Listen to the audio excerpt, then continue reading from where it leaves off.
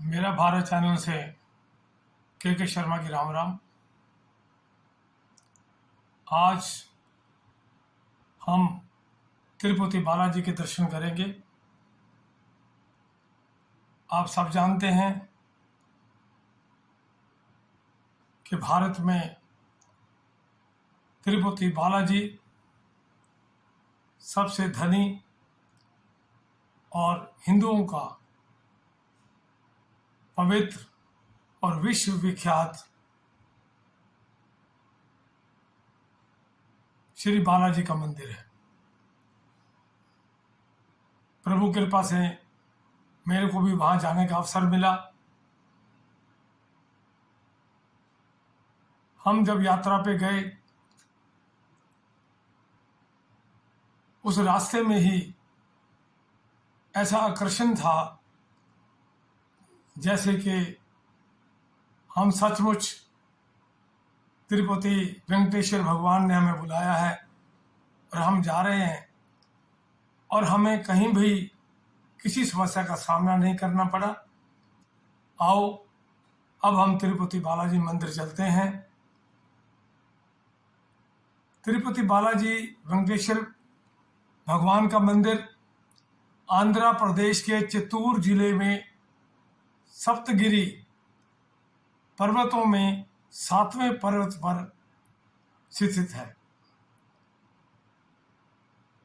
इस मंदिर का निर्माण वैसे तो कई बातें प्रचलित है, लेकिन 5वीं शताब्दी के अंदर चोल राजाओं ने इसका निर्माण कराया था, और उसके बाद धीरे धीरे विजयनगर के राजा और अन्य कई राजाओं ने धीरे धीरे इस मंदिर का निर्माण कराया। इस मंदिर में श्री वेंकटेश्वर भगवान, जिनके हृदय में लक्ष्मी विराजती है, और साक्षात विराजमान है। यह मंदिर 15वीं शताब्दी तक इतना प्रसिद्ध नहीं था। धीरे धीरे प्रसिद्धि होते हुए 1843 से लेकर 1933 तक, जब अंग्रेजी साम्राज्य था, उस समय एक हतीराम मठ के सन्यासी थे। उनको अंग्रेजों ने देखरेख के लिए उस मंदिर में उसका ये काम उनको सौंपा। उसके बाद जब आंध्र प्रदेश का राज्य बन गया, तो आंध्र प्रदेश का राज्य बनने के बाद श्री तिरुपति बालाजी मंदिर का देखरेख व सारी जिम्मेवारी सरकार ने संभाल ली। साथियों, इस मंदिर में बहुत रहस्य हैं। इन्हें विष्णु जी का साक्षात रूप कहा जाता है।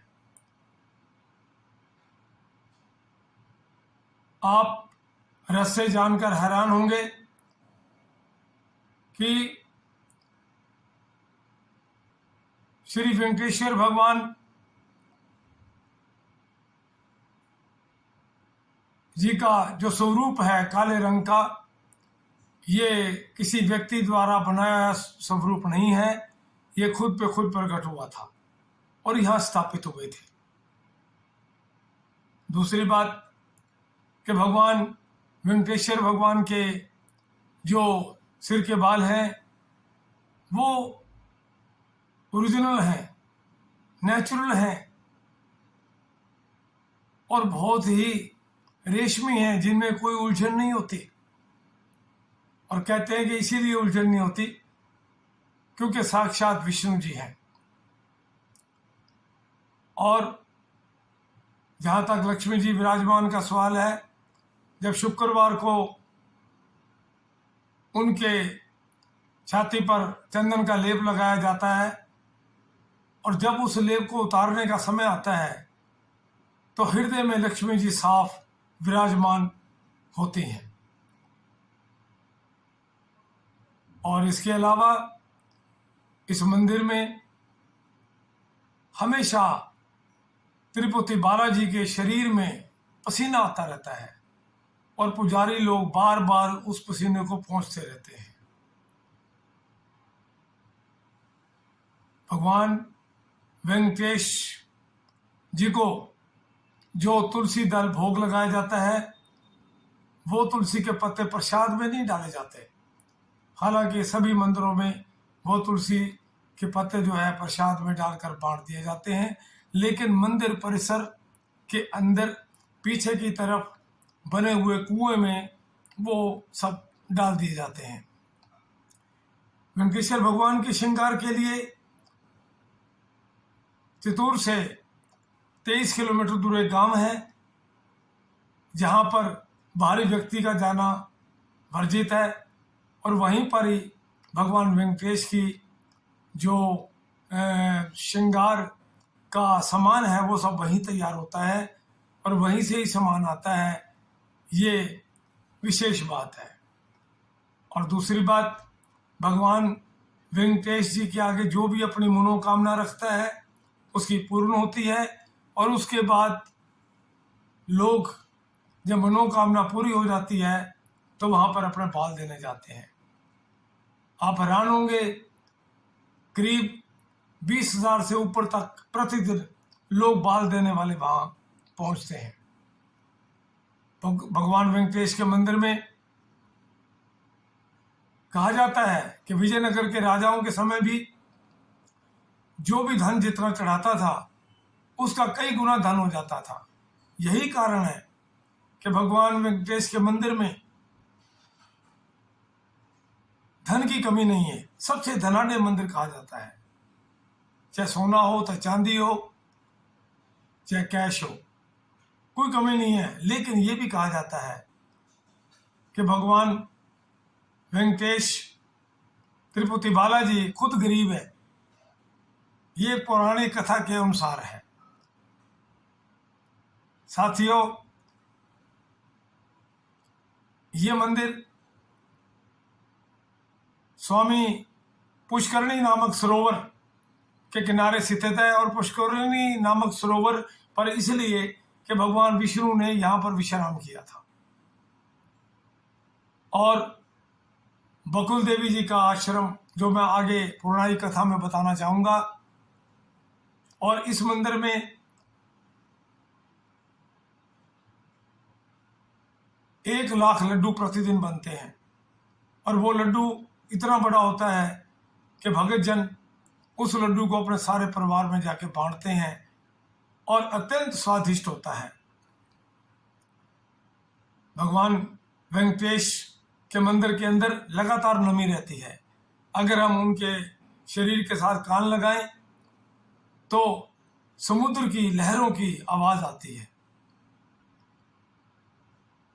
भगवान वेंकटेश के मंदिर में अंदर जो दीपक है वो बिना तेल और घी के हजारों साल से जल रहा है।